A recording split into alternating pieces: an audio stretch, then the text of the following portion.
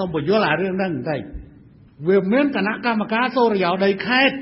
គណៈកម្មការសូរិយោដីខេត្តដោះស្រាយមិនចេញបញ្ជូនសំណុំរឿងឲ្យគណៈកម្មការសូរិយោដីថ្នាក់ជាតិដោះស្រាយ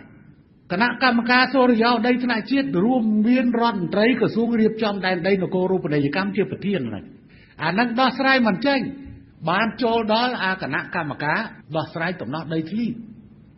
ប៉ុន្តែបញ្ហាវាស្ថិតនៅត្រង់ថា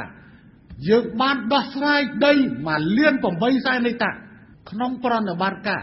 នៃនយោបាយចាស់សកម្មភាពថ្មីលើវិស័យដីធ្លីហើយបញ្ជូនយុវជនឲ្យចុះទៅវាស់វែងដីធ្លីផងដែរអញ្ចឹងទេពីដើមអ្នកដែលកាន់កាប់ដីរដ្ឋមិនស្របច្បាប់ក៏ត្រូវបានទទួលភាពស្របច្បាប់